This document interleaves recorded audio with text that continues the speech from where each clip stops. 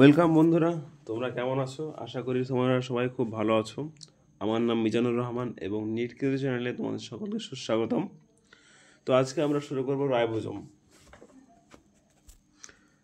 তো ribosomes are the granular structures first observed under the electron microscope as dense particles by George Palade. তো ribosome প্রথম কে দেখেছিল? George Palade. এবং এই জর্জ প্যালেট কিন্তু 1953 সালে প্রথম দেখেছিল ইলেকট্রন মাইক্রোস্কোপের নিচে এই রাইবোজোম নামক বস্তুটাকে বা অর্গানেলটাকে।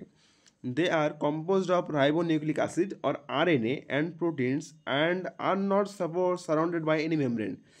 এটা কিন্তু মেমব্রেন বাউন্ড কোনো স্ট্রাকচার নয়, এটা নন মেমব্রেন বাউন্ড স্ট্রাকচার এবং এটা সাধারণত তৈরি হয় আরএনএ এবং প্রোটিন দ্বারা। The eukaryotic ribosomes are 80s while the prokaryotic ribosomes are 70s. Eukaryotic যে সমস্ত রাইবোজোম রয়েছে তারা কিন্তু 80s প্রকৃতির এবং যে সমস্ত রাইবোজোমগুলো প্রোক্যারিওটিক সেলের মধ্যে বা প্রোক্যারিওটিক রাইবোজোম রয়েছে সেগুলো কিন্তু 70s। এবং each ribosome has two subunits, the larger and the smaller subunit. প্রতিটা রাইবোজোমের কিন্তু একটা লার্জার সাবইউনিট রয়েছে, একটা স্মলার সাবইউনিট রয়েছে, তোমরা দেখতে পাচ্ছ। এবং the two subunits of 80s ribosome are 60s and 40s। 60s এবং 40s রাইবোজোম এর যে স্মল এবং লার্জ সাবইউনিট মিলে তৈরি করে কি তোমার 80s যে রাইবোজোমগুলো রয়েছে এবং 50 এবং 30 মিলে তৈরি করে 70s ribosome.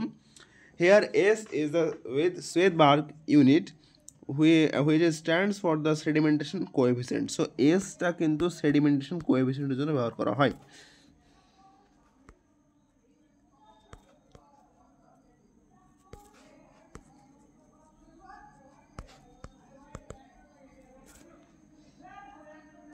And it is indirectly a measure of density and size. এবং ইনডাইরেক্টলি এটা কিন্তু ডেন্সিটির মেজারমেন্টও হয়ে যায় এবং সাইজেরও মেজারমেন্ট হয়। Both 70s and 80s ribosomes are composed of two subunits. সমস্ত 70s এবং 80s রাইবোজোমে কিন্তু দুটো সাবইউনিট দ্বারাই তৈরি। সাইটোস্কেলেটন, an elaborate network of filamentous proteinaceous structure consisting of microtubules, microfilaments, and intermediate filaments present in the cytoplasm is collectively referred to as cytoskeleton. তাহলে যে একটা সেলের ভিতরে যে একটা ইলাবোরেট একটা নেটওয়ার্ক রয়েছে যেটা ফিলামেন্টাস এবং যেটা প্রোটিনেশিয়াস স্ট্রাকচার এবং সেগুলো তৈরি হয় মাইক্রোটিবিউল, মাইক্রোফিলামেন্ট এবং ইন্টারমিডিয়েট ফিলামেন্টের দ্বারা, যেগুলো প্রেজেন্ট থাকে সাইটোপ্লাজমে এবং এগুলোকে একসঙ্গে বলা হয় সাইটোস্কেলেটন। The cytoskeleton in a cell is involved in many functions such as mechanical support, motility, maintenance of the shape of the cell. এই যে সাইটোস্কেলেটন সেটা কোথায় কোথায় হেল্প করে? এটা কিন্তু মেকানিক্যাল সাপোর্ট দিতে সাহায্য করে, মোটিলিটি দিতে সাহায্য করে, মেনটেন করতে কি সেলের যে শেপ রয়েছে সেটাকে মেনটেন করতে সাহায্য করে। এই যে এখানে তোমরা সিলিয়া এবং ফ্লাজেলার ডায়াগ্রামও দেখতে পাচ্ছ। আমরা সিলিয়া ফ্লাজেলা আবার পড়বো। সিলিয়া সিঙ্গেল ফর্মে যেটাকে সিলিয়াম বলা হয়, ফ্ল্যাজেলা যেটাকে সিঙ্গেল ফর্মে ফ্ল্যাজেলাম বলা হয়। এরা হচ্ছে hair like outgrowth of the cell membrane and the cilia are the small structure which work like oars and causing the movement of either the cell or the surrounding fluid. এবং এই যে cilia এরা কিন্তু হালের মতো কাজ করে, নৌকায় যে তোমরা হাল বা দাঁড় দেখেছো সেগুলোর মতো কাজ করে। তারা কি করে, হয় সেলটাকে মুভমেন্ট করে বা সারাউন্ডিং যে সমস্ত ফ্লুইড থাকে সেগুলোকে মুভমেন্ট করতে সাহায্য করে।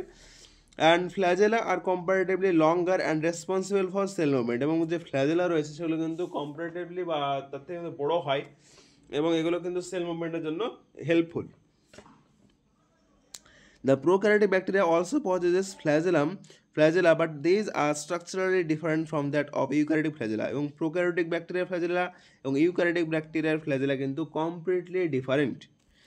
The electron microscopic study of a cilium or the flagellum show that they are covered with the plasma membrane.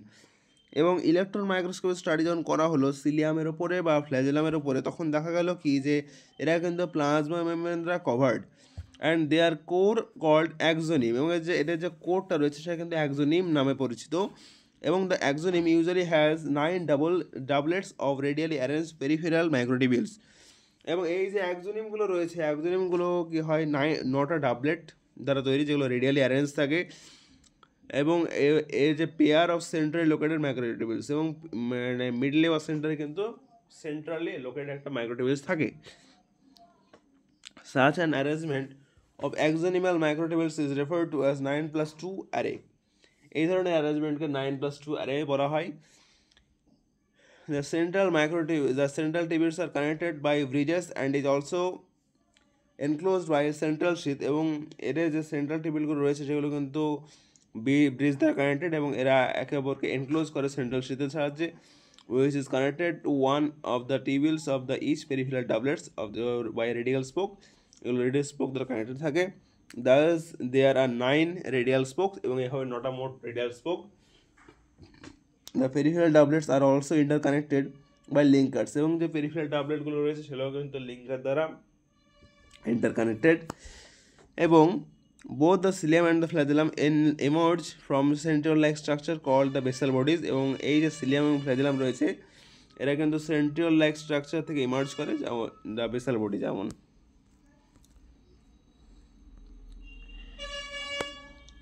তো ঠিক আছে, আজকের মতো এখানে। নেক্সট ভিডিওতে আমরা সেন্ট্রোজোম সেন্ট্রিওল নিউক্লিয়াস সম্পর্কে জানবো, এবং আর কিছু বাকি থাকলে সেটা কভার করবো, দিয়ে চ্যাপ্টারটা শেষ করার চেষ্টা করবো আমরা নেক্সট দিন। তো তোমাদের এই সমস্ত যে যতগুলো টপিক পড়ানো হলো সেগুলো রিলেটেড যদি কোনো রকম কোনো ডাউট থাকে তোমরা কিন্তু কমেন্ট সেকশনে অবশ্যই জিজ্ঞাসা করতে পারো, বা আমাদের আগে যে সমস্ত চ্যাপ্টারগুলো হয়ে গেছে যেমন লিভিং ওয়ার্ল্ড, বায়োলজিক্যাল ক্লাসিফিকেশান, বর্তমানে সেল চলছে, তো এই সমস্ত চ্যাপ্টার রিলেটেড যে কোনো কোশ্চেন তোমরা অবশ্যই কমেন্ট সেকশনে জিজ্ঞাসা করতে পারো।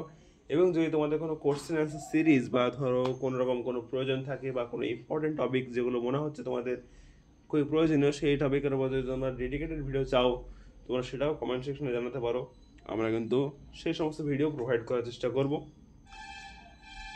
এবং তোমরা লাইক, শেয়ার এবং সাবস্ক্রাইব করে আমার পাশে থাকতে পারো এবং চ্যানেলটাকে আরও বড় করতে পারো। ধন্যবাদ সবাইকে সম্পূর্ণ ভিডিওটি দেখার জন্য।